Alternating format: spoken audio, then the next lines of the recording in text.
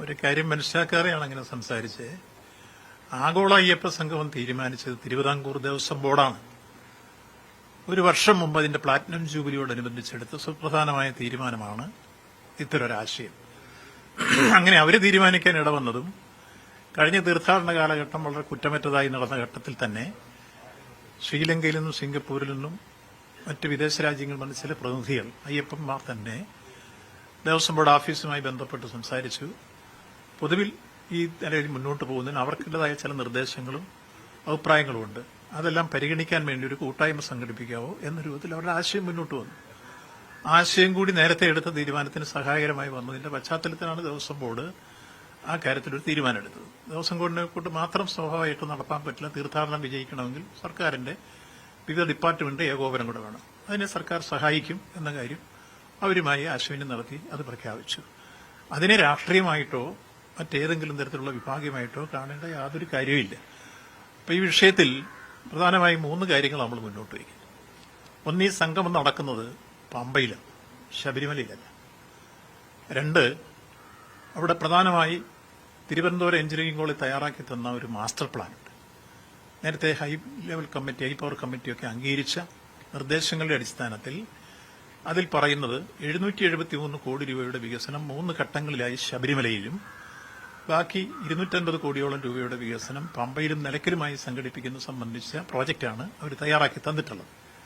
അത് ക്യാബിനറ്റ് അംഗീകരിച്ച് അത് നടപ്പാക്കുന്നതിന് വേണ്ടിയുള്ള നീക്കങ്ങൾക്ക് തുടക്കം കുറിക്കുകയും ചെയ്തിട്ടുണ്ട്.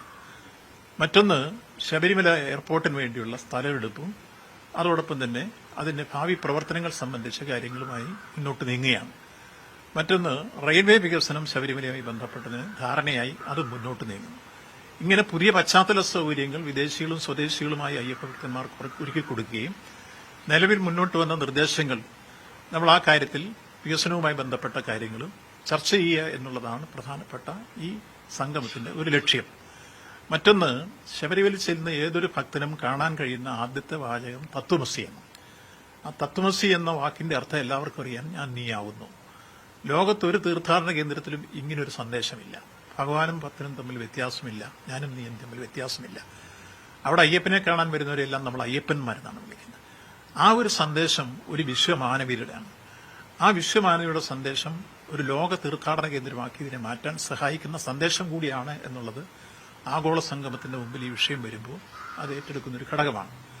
ആ തരത്തിൽ മുന്നോട്ട് പോകുമ്പോൾ യഥാർത്ഥത്തിൽ ക്ഷണിക്കപ്പെട്ട അതിഥികൾ എന്ന് വെച്ചാൽ തെരഞ്ഞെടുക്കപ്പെട്ട പ്രതിനിധികളെ ഉൾപ്പെടുത്തിക്കൊണ്ട് ഒരു സെമിനാർ പോലെ സംഘടിപ്പിച്ച് ഈ സൌകര്യങ്ങൾ വികസനം ഉറപ്പാക്കുന്നതിനും പശ്ചാത്തല സൌകര്യം അവിടെ എത്തിച്ചേരുന്ന അയ്യപ്പ ഭക്തന്മാർക്ക് എന്തൊക്കെയാണ് ഭാവിയിൽ വേണ്ടത്, എന്തൊക്കെ പോരായ്മകളുണ്ട്, പുതിയ നിർദ്ദേശങ്ങൾ എന്തെങ്കിലും ഉണ്ടോ, അതെല്ലാം അവരോട് കൃത്യമായി ഓരോ എത്തുന്ന ഡെലിഗേഷനോടും ഓരോ സംഘത്തോടും എഴുതി വാങ്ങിച്ച് അതിന്റെ കമ്മിറ്റി രൂപം കൊടുത്ത് അവസാനം അത് നടപ്പിലാക്കലേക്ക് കൊണ്ടുവരിക എന്നുള്ളതാണ് ഈ ആഗോള അയ്യപ്പ സംഗമത്തിന് തിരുവിതാംകൂർ ദേവസ്വം ബോർഡ് എടുത്ത തീരുമാനത്തിന്റെ ഉള്ളടക്കമാണ്.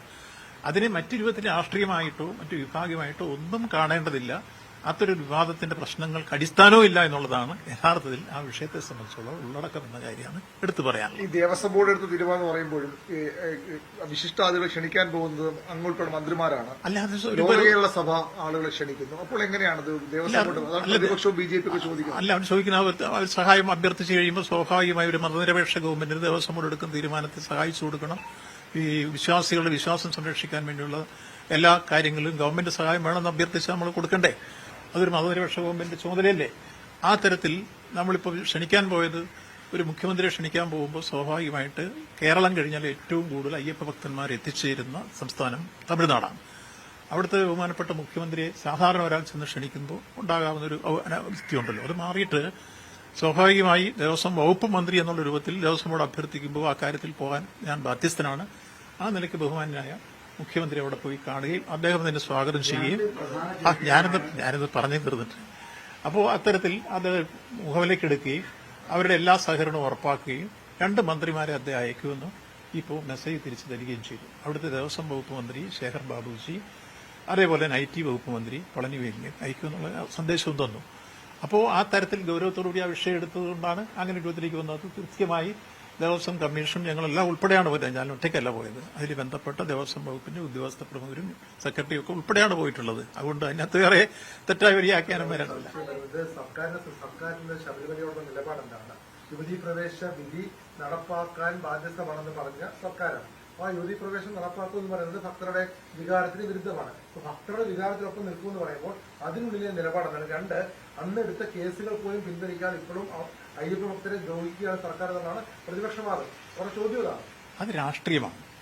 ആ രാഷ്ട്രീയം അവർ ചോദിക്കട്ടെ. ഇപ്പൊ ഏതായിരുന്നാലും ഈ ആഗോള അയ്യപ്പ സംഗമത്തിൽ ചർച്ച ചെയ്യുന്ന പ്രശ്നം വികസനത്തിന്റേതാണ്.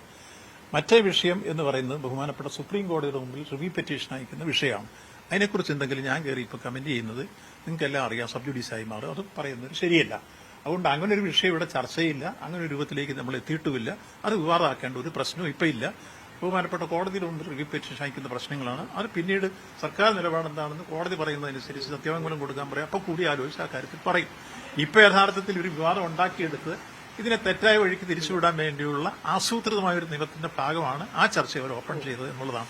യഥാർത്ഥത്തിൽ ഈ വികസന യാഥാർത്ഥ്യം മുന്നിൽ നിർത്തിക്കൊണ്ട് നടത്തുന്ന ഈ പ്രവർത്തനം മറ്റൊരു രൂപത്തിലേക്ക് വഴിതിരിച്ചുവിടാൻ കഴിയുമെന്നാണ് ആ വാദത്തിന്റെ മുമ്പിലും ഈ വിവാദങ്ങൾ ഉണ്ടാക്കുന്നതിന്റെ എല്ലാം ഉള്ളടക്കം. അതുകൊണ്ട് ഞങ്ങൾക്ക് അവരോടെല്ലാം വിനയപൂർവ്വമായി പറയാനുള്ളത്, ഇത് തിരുവിതാംകൂർ ദേവസ്വം ബോർഡ് ഒരു വർഷം മുമ്പ് പ്ലാറ്റിനം ജൂബിലിയോടനുബന്ധിച്ചെടുത്ത സുപ്രധാനമായ തീരുമാനം വികസന രംഗത്തും ഭാവി പ്രവർത്തനങ്ങളും അവിടെ എത്തിച്ചേരുന്ന ഭക്തജനങ്ങൾക്ക് ഉറപ്പാക്കി കൊടുക്കേണ്ട അടിസ്ഥാന സൗകര്യങ്ങൾ എന്തൊക്കെ എന്നുള്ളത് സംബന്ധിച്ച ചർച്ചയും നിർദ്ദേശങ്ങളും ഭാവിയെ സംബന്ധിച്ചുള്ള ഞാൻ സൂചിപ്പിച്ച ആഗോള തീർത്ഥാടന കേന്ദ്രമാക്കി മാറ്റുക എന്നുള്ള പൊതുവീക്ഷണവും അവരെടുത്തിട്ടുള്ളതിന് സഹായം ചെയ്തു കൊടുക്കുന്ന പ്രവൃത്തിയായിട്ടാണ് മുന്നോട്ട് പോകുന്നത്. കേസിനെ സംബന്ധിച്ച് നേരത്തെ തന്നെ വ്യക്തമാക്കി, അതിൽ ചെറിയ കേസുകളെല്ലാം ഗവൺമെന്റ് ഒരുപാട് കേസ് പിൻവലിച്ചു. ഇനി നിങ്ങൾക്കെല്ലാം അറിയേണ്ടത്, നിങ്ങൾക്കും അതറിയാം, സെഷൻസ് കേസ് എന്ന് വെച്ചാൽ നോൺ ബെയിലബിൾ ഒഫൻസായി അന്തരത്തിലുള്ള കേസുകൾ പിൻവലിക്കണമെങ്കിൽ സാധാരണഗതിയിൽ അത് കോടതി വന്നിട്ട് കോടതിയുടെ അനുമതിയോടുകൂടിയേ വിഡ്രോ ചെയ്യാൻ കഴിയുള്ളൂ. അതൊരു ഗൗരവം കൊടുത്ത് ആ കേസ് മുന്നോട്ട് നടത്തുന്ന രീതിയല്ല ഇപ്പോൾ ഗവൺമെന്റ് എടുത്തിട്ടുള്ളത്. കോടതിയുടെ അനുമതി കിട്ടിക്കഴിഞ്ഞാൽ ആ കാര്യങ്ങൾ ചെയ്യുന്നതിനുള്ള അനുഭവം എന്ന് നേരത്തെ തന്നെ പ്രഖ്യാപിച്ചു കഴിഞ്ഞിട്ടുമുണ്ട്. ഗവൺമെന്റിന് മാത്രമേ പിൻവലിക്കാൻ പറ്റില്ല നോൺ ബെയിലബിൾ ഒഫൻസായിട്ട് സെഷൻസ് കേസ്. അല്ല, കൃത്യമായിട്ട് ആ വിഷയത്തെ സംബന്ധിച്ച് കോടതി വരുമ്പോൾ ഗവൺമെന്റിന്റെ കാര്യങ്ങൾ ഓരോ കേസിന്റെയും മെറിറ്റ് നോക്കി ചെയ്യുമെന്നുള്ള കാര്യം നേരത്തെ തന്നെ പറഞ്ഞിരുന്നല്ലോ. അതൊരു വിഷയമല്ല ഇപ്പോ. സത്യവാങ്മൂലത്തിന്റെ കാര്യത്തിൽ ഒരു തീരുമാനം പറയുക, അതുപോലെ തന്നെ ഈ കേസ് പിൻവലിക്കേണ്ട കാര്യത്തിൽ പറയുക, ഇതെല്ലാം പറഞ്ഞു കഴിഞ്ഞാൽ മാത്രമേ ഇതുമായി സഹകരിക്കണമെന്ന് പ്രതിപക്ഷം തീരുമാനിക്കുമെന്നാണ് പ്രതിപക്ഷ നേതാവ് പറഞ്ഞത്. അജിതേ, ആ കാര്യത്തിൽ ഒരു രാഷ്ട്രീയമുണ്ട്. ഇതെല്ലാം പറഞ്ഞതിന് ശേഷം നമ്മളെ കൊണ്ട് പറയിപ്പിച്ചിട്ട് വിവാദമാക്കുക എന്നുള്ളതാണ് അതിന്റെ പിന്നിൽ നിൽക്കുന്ന വീണ്ടും ഉദ്ദേശം. ആ ഒരു വിവാദത്തിനോ ഇവിടെ ഞങ്ങൾക്ക് ഏതെങ്കിലും തരത്തിലുള്ള ഒരു വിഭാഗീയതയോ ഒന്നും ഇതിൽ കൊണ്ടുവരാൻ ഉദ്ദേശമില്ല. ഇത് സതുദ്ദേശത്തോടുകൂടി എല്ലാവരെയും യോജിപ്പിച്ച് അയ്യപ്പഭക്തന്മാരെയാണ് ഇവിടെ ക്ഷണിക്കുന്നത്. നമ്മൾ ക്ഷണിച്ച ആ കൂട്ടത്തിൽ തന്നെ ബഹുമാനപ്പെട്ട പ്രതിപക്ഷ നേതാവിനെ ദേവസ്വം ബോർഡ് പ്രസിഡന്റ് ഇന്നലെ പോയി അദ്ദേഹത്തിന്റെ വീട്ടിൽ നേരത്തെ സമയം ചോദിച്ച് അപ്പോയിന്റ്മെന്റ് വാങ്ങി ചെന്ന് കത്ത് കൊടുക്കാൻ ചെന്നപ്പോൾ അദ്ദേഹം യഥാർത്ഥത്തിൽ കാണാൻ തയ്യാറായില്ല. അത് അദ്ദേഹത്തിന്റെ ഒരു നിലപാട്. അത് പിന്നെ അദ്ദേഹം രണ്ടാം തീയതി അവർക്ക് ഡേറ്റ് കൊടുത്തിരുന്നു. അതനുസരിച്ച് എന്നോട് അവർ പറഞ്ഞത് എങ്ങനെയാണ്, ദേവസ്വം ബോർഡ് എന്നോട് പറഞ്ഞത്, ഞാൻ ചോദിച്ചു, അദ്ദേഹത്തെ നേരിട്ട് പോയി കണ്ടില്ല. അപ്പോൾ നേരത്തെ ചോദിച്ചപ്പോൾ 2-ാം തീയതി തിരുവനന്തപുരത്ത് വെച്ച് കാണാമെന്നാണ് പറഞ്ഞിരുന്നത് എന്ന് പറഞ്ഞിരുന്നു. അതിന്റെ അടിസ്ഥാനത്തിൽ 2-ാം തീയതി കൃത്യമായി ദേവസ്വം ബോർഡ് പ്രസിഡന്റും മെമ്പർമാരും എല്ലാം ചേർന്നാണ് അദ്ദേഹത്തെ കാണാൻ ചെയ്തത്.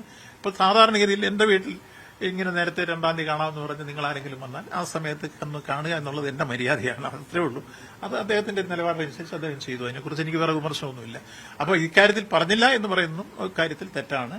യഥാർത്ഥത്തിൽ ചെയ്യേണ്ടത് യഥാർത്ഥ അയ്യപ്പ ഭക്തന്മാരെ ഇവിടെ വന്നിട്ടുള്ള, ഇപ്പം നമ്മൾ ക്ഷണിക്കുന്ന ആളുകൾ ഓരോ പ്രാവശ്യവും ഇവിടെ വന്നിട്ടുള്ള അയ്യപ്പ ഭക്തന്മാരെയാണ് നമ്മൾ പ്രതിനിധികളായിട്ട് ക്ഷണിക്കുന്നത്. അപ്പോൾ ആ അത്തരത്തിൽ ലിസ്റ്റ് ചെയ്തിട്ടാണ് ഇപ്പോൾ അതിന്റെ രജിസ്ട്രേഷൻ ആരംഭിച്ചു കഴിഞ്ഞിട്ടുള്ളത്. ഇല്ല, അതിപ്പോ ഇവിടെ നമ്മളതിന്റെ ചർച്ചയാക്കേണ്ട വിഷയമില്ലല്ലോ.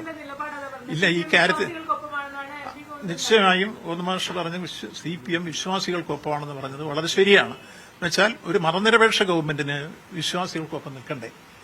അതിലേതെങ്കിലും വിശ്വാസികളെ മാറ്റി നിർത്തിക്കൊണ്ടൊരു ഗവൺമെന്റിന് മുന്നോട്ട് പോകാൻ കഴിയുമോ? വിശ്വാസികളും അവിശ്വാസികളും എല്ലാം ഉൾക്കൊള്ളുന്ന ഒരു ഭരണഘടന, ഇന്ത്യൻ ഭരണഘടനയുടെ ആർട്ടിക്കിൾ ഓരോന്നും വായിച്ചിട്ടുള്ളവർക്കറിയാം, മഹത്തായ ഒരു ഭരണഘടനയാണ് നമുക്കുള്ളത്, പരിപാവനമായ ഒരു ഭരണഘടനയാണ്. ആ ഭരണഘടനയിൽ കൃത്യമായി മതനിരപേക്ഷതയാണ് ഉയർത്തിപ്പിടിക്കുന്നത്. ആ മതനിരപേക്ഷത കൃത്യമായി സ്വാമി വിവേകാനന്ദൻ നിർവഹിച്ച നിർവചനം നമ്മുടെ മുമ്പിലുണ്ട്. ആ നിർവചനം വെച്ച് നമ്മൾ മുന്നോട്ട് പോകുമ്പോൾ വിശ്വാസികളെ മാറ്റി നിർത്തിക്കൊണ്ട് ഒരു ഗവൺമെന്റിന് മുന്നോട്ട് പോകാൻ പറ്റുമോ? ദേവസ്വം ബോർഡ് ഇപ്പോൾ സത്യവാങ്മൂലം തിരുത്തലിനെ പറ്റി ആലോചിക്കുന്നു, അല്ലെങ്കിൽ അത് ദേവസ്വം ബോർഡാണ് തീരുമാനിക്കേണ്ടത്. ഇല്ല, അല്ലാതെ എന്താണ് അവർ തീരുമാനിക്കട്ടെ. ദേവസ്വം ബോർഡിനെ നിങ്ങൾ കുറച്ച് കാണുന്നത്. ദേവസ്വം ബോർഡ് സ്റ്റാറ്റ്യൂട്ടറി പവറുള്ള ബോർഡാണ്. തിരുവിതാംകൂർ ദേവസ്വം ബോർഡിന്റെ ആദ്യത്തെ ചെയർമാനൊക്കെ നിങ്ങൾക്കറിയാം, പന്നിത്ത് പത്മനാഭനും ആർ ശങ്കരനെ പോലുള്ള പ്രതിഭാശാലികളും പ്രഗത്ഭരും ഒക്കെ രൂപം കൊടുത്തു വന്ന ബോർഡാണ്. ആ ബോർഡ് ഇപ്പോൾ ഇക്കാര്യത്തെ സംബന്ധിച്ചുള്ള അവരുടെ സ്റ്റാറ്റ്യൂട്ടറി പവറുണ്ട്. അതെന്താണെന്നുള്ളത് അവർ പറയും, അവരുടെ നിലപാടുകൾ. ആ സ്വതന്ത്രമായ തീരുമാനം എടുക്കാനുള്ള ബോർഡിനെ നമുക്കൊരു തരത്തിലും മറ്റു രൂപത്തിൽ തെറ്റായ രൂപത്തിൽ വ്യാഖ്യാനിക്കേണ്ടതില്ല. അവരുടെ നിലപാടുകൾ അവർ പറയും. ഈ ആഗോള അയ്യപ്പ സംഗമത്തിന് പിന്നിലൊക്കെ വലിയ രാഷ്ട്രീയ ലക്ഷ്യമുണ്ട് എന്ന വിമർശനമാണ് വരുന്നത്. കാരണം നേരത്തെ നമുക്കറിയാം ശബരിമല സ്ത്രീ പ്രവേശനം ബന്ധപ്പെട്ട് CPM ഒരു ബേസ് വോട്ട് കുറെ നഷ്ടപ്പെട്ടു എന്നൊക്കെ എല്ലാവർക്കും അറിയാവുന്നതാണ്. അപ്പൊ അത് തിരിച്ചുപിടിക്കാൻ നിങ്ങൾ വീണ്ടും ഇതിനകത്ത് രാഷ്ട്രീയം അത് ഞാൻ മറുപടി പറഞ്ഞല്ലോ. ഞാൻ കൃത്യമായിട്ട് നിങ്ങൾ പറഞ്ഞ ആ ചോദ്യത്തിന് മറുപടി പറഞ്ഞു. കൃത്യമായി ഞാൻ പറഞ്ഞത് ഒരു വർഷം മുമ്പ് അന്ന് തെരഞ്ഞെടുപ്പോ മറ്റു കാര്യങ്ങളൊന്നും നമ്മുടെ മുമ്പിൽ വന്നിട്ടില്ല. തിരുവിതാംകൂർ ദേവസ്വം ബോർഡിന്റെ പ്ലാറ്റിനം ജൂബിലി ആരംഭിച്ചത് ഒരു വർഷം മുമ്പാണ്. ആ കാലഘട്ടത്തിൽ അവരെടുത്തൊരു തീരുമാനമാണ് ആഗോള അയ്യപ്പ സംഘം എന്നുള്ളത്. അത്തരം ഒരു ആശയം മുന്നോട്ട് വെക്കാനുള്ള കാരണം എന്തെന്നുള്ള കാര്യവും ഞാൻ വിശദീകരിച്ചു. അതിനകത്ത് ഒരു രാഷ്ട്രീയവും ഇല്ല. അതിന് രാഷ്ട്രീയം ഇല്ലാത്തതുകൊണ്ടാണ് എല്ലാവരെയും ഉൾപ്പെടുത്തി കമ്മിറ്റികൾ രൂപീകരിച്ചവർ എല്ലാവരെയും ക്ഷണിക്കുകയും ചെയ്തു. അവരതിനകത്ത് രാഷ്ട്രീയമായ ധാരണകൾ അവർക്ക് മനസ്സിലുള്ളതുകൊണ്ടാണ് ഈ തെറ്റായ രൂപത്തിലേക്ക് വ്യാഖ്യാനിച്ചു പോകുന്നത്. അതുകൊണ്ട് അവരോട് വിനയപൂർവ്വം എനിക്ക് അഭ്യർത്ഥിക്കാനുള്ളത്, ഇതിൽ വിവാദം ഒരുക്കരുത്. എല്ലാവരും ചേർന്ന് നമുക്കൊരു ആഗോള തീർത്ഥാടന കേന്ദ്രമായി ശബരിമല മാറിത്തീരുമ്പോൾ ഉള്ള ഒരു വലിയ വരുമാനം എന്ന് പറയുന്നത് ശബരിമലയ്ക്കുള്ള വരുമാനം മാത്രമല്ല, തീർത്ഥാടന കാലഘട്ടത്തിൽ നമ്മുടെ നാട്ടിൻ പ്രദേശത്തുണ്ടാകുന്ന ഒരു മാറ്റം എന്താ? നമ്മുടെ ട്രാൻസ്പോർട്ടിംഗ് രംഗത്ത് KSRTC, പ്രൈവറ്റ് ബസ്സുകൾ, കാറുകൾ, ഓട്ടോറിക്ഷകൾ, കച്ചവടക്കാര്, മാടക്കടക്കാര്, ഹോട്ടലുകാര്, ഇങ്ങനെ വന്നു ചേരുന്ന ഒരു വലിയ രൂപത്തിലുള്ള എക്കണോമിയുണ്ട്. നമ്മുടെ ഒരു നാടിന്റെ വികാസത്തിൽ വലിയ രൂപത്തിൽ ആ തീർത്ഥാടനം ഒരു ആഗോള തീർത്ഥാടന കേന്ദ്രമായി മാറി വരുമ്പോൾ നമുക്ക് കിട്ടാവുന്ന ഒരു വൻ നേട്ടമില്ലേ? സാമൂഹ്യമായൊരു മുന്നേറ്റമല്ലേ അത്? തീർത്ഥാടനത്തിൽ നമുക്ക് ശബരിമലയുടെ പ്രാധാന്യം ലോകമെമ്പാടുമുള്ള ഭക്തരുടെ മുമ്പിൽ അവതരിപ്പിച്ച് അതിനെ ആഗോള തീർത്ഥാടന കേന്ദ്രമാക്കി മാറ്റുന്നത് പോലെ തന്നെ നാടിന്റെ ക്രയശേഷിയിലും സമ്പദ്ഘടനയിലും ഉണ്ടാകുന്ന പുരോഗതിയോടെ നമ്മൾ കാണണം. അപ്പോൾ തീർത്ഥാടനത്തെ ആ രൂപത്തിൽ കൂടി നിങ്ങൾ, അതുകൊണ്ടാണ് പിൽഗ്രിം ടൂറിസ്റ്റ് സെന്റർ എന്ന രൂപത്തിലുള്ള വ്യാഖ്യാനം വന്നത്. അപ്പോൾ ഒരു തീർത്ഥാടക ടൂറിസത്തിന്റെ രൂപത്തിലേക്ക് ഇത് വന്നു കഴിഞ്ഞാൽ ലോകമെമ്പാടുമുള്ള, കാരണം ലോകത്ത് വേറെ ഇങ്ങനെ ശബരിമല പോലെ മറ്റൊരു ആരാധനാ കേന്ദ്രം ഇല്ല. തത്വമസി എന്ന ആശയം, അത് നീയാകുന്നു എന്ന് പറയുന്നത് എന്തൊരാശയം! വിശ്വമാനവയുടെ സന്ദേശമാണ് ശബരിമല ഉയർത്തുന്ന സന്ദേശം. ആ സന്ദേശം നമ്മൾ ലോകത്ത് നല്ല രൂപത്തിൽ പ്രചരിപ്പിച്ച് മുന്നോട്ട് വന്നാൽ ആഗോള തീർത്ഥാടന കേന്ദ്രമായി ശബരിമല ഭാവിയിൽ ഉയർന്ന രൂപത്തിൽ ഇനിയും വരും. കഴിഞ്ഞ വർഷം 53,60,000 പേരെ വന്ന്, അതിന്റെ പിറ്റേ വർഷം 46 ലക്ഷമായിരുന്നു. അപ്പോൾ ഓരോ വർഷം തോറും വർദ്ധിച്ചുകൊണ്ട് ഇനിയും അത് വർദ്ധിക്കും, സംശയമൊന്നും വേണ്ട. ഈ മാസ്റ്റർ പ്ലാൻ മുൻനിർത്തിയുള്ള വികസനമാണെന്ന് സർക്കാർ പറയുന്നു. പക്ഷെ പ്രതിപക്ഷം പറയുന്നത് ഈ 10 വർഷം എവിടെയായിരുന്നു? ഈ 10ാം വർഷത്തിൽ തെരഞ്ഞെടുപ്പിന്റെ തൊട്ട് തലേന്ന് ഇങ്ങനെ ഒരു കാര്യം കൊണ്ടുവരേണ്ട കാര്യമുണ്ടായിരുന്നു, അതിന്റെ പിന്നിൽ രാഷ്ട്രീയമുണ്ടായിരുന്നു. ഇല്ല, അവിടെ അതിനും എനിക്ക് മറുപടിയുണ്ട്. കൃത്യമായി നിങ്ങൾ മനസ്സിലാക്കിയാൽ മതി. ആദ്യം ഇതിന്റെ ഒരു മാസ്റ്റർ പ്ലാൻ തയ്യാറാക്കി അത് ഹൈക്കപ്പവർ കമ്മിറ്റി അംഗീകരിച്ചില്ല. അത് അംഗീകരിക്കാതെ വന്ന അത് ചില പോരായ്മകളുണ്ടെന്ന് തള്ളിക്കളഞ്ഞതിനെ തുടർന്ന് നമ്മളിവിടെ മാത്രമല്ല, ബഹുമാനപ്പെട്ട കേരള ഹൈക്കോടതിയുടെ ഒരു ഡിവിഷൻ ബെഞ്ച് ആ കാര്യങ്ങൾ പരിശോധിച്ചിരുന്നതാണ്. അവരും ഈ ആദ്യം വന്ന മാസ്റ്റർ പ്ലാൻ ഹൈപ്പവർ കമ്മിറ്റി പരസ്പരം ആലോചിച്ചിട്ടായിരിക്കണം അത് തള്ളിക്കളഞ്ഞു. രണ്ടാമതായി കൊണ്ടുവന്ന ഈ നിർദ്ദേശമാണ് തിരുവനന്തപുരം എഞ്ചിനീയറിംഗ് കോളേജ് ഇപ്പോൾ തയ്യാറാക്കി. ഏതാണ്ട് ഇപ്പോഴല്ല, ഈ കഴിഞ്ഞ മാസമല്ല കിട്ടിയിട്ട് 4 മാസം മുമ്പാണ് ആ മാസ്റ്റർ പ്ലാൻ ഗവൺമെന്റ് മുമ്പിൽ വരുന്നത്. അത് വന്നു കഴിഞ്ഞ പിറ്റേ ക്യാബിനറ്റ് തന്നെ വെച്ച് അത് പാസ്സാക്കിയിരുന്നു. അപ്പോൾ ഇപ്പോൾ കാലതാമസം വന്നു എന്ന് അവർ പറയുന്നതിന് അടിസ്ഥാനമില്ല എന്നുള്ളതിന് ഏറ്റവും നല്ല ഉദാഹരണം നിങ്ങളത് പരിശോധിച്ച്, ഞാനീ പറഞ്ഞത് അന്ന് തയ്യാറാക്കിയത് ഒരുപക്ഷെ 1ാം പിണറായി സർക്കാരിന്റെ കാലഘട്ടത്തിൽ തന്നെ അതിന്റെ ശ്രമം തുടങ്ങിയതാണ്. രണ്ടാമത് വന്നപ്പോഴേക്ക് ആദ്യം തയ്യാറാക്കിയത് സ്വീകാര്യമില്ല എന്ന് പറഞ്ഞ ഹൈപ്പവർ കമ്മിറ്റി തള്ളിക്കളഞ്ഞുകൊണ്ടാണ് വീണ്ടും തിരുവനന്തപുരം എഞ്ചിനീയറിംഗ് കോളേജ് തയ്യാറാക്കി മാസ്റ്റർ പ്ലാൻ ഉണ്ടാക്കിയത്. അതുകൊണ്ട് ഈ അടിസ്ഥാനരഹിതമായ വാദങ്ങൾ അസ്ഥാനത്താണ് എന്ന കാര്യം കൂടി സൂചിപ്പിക്കുക.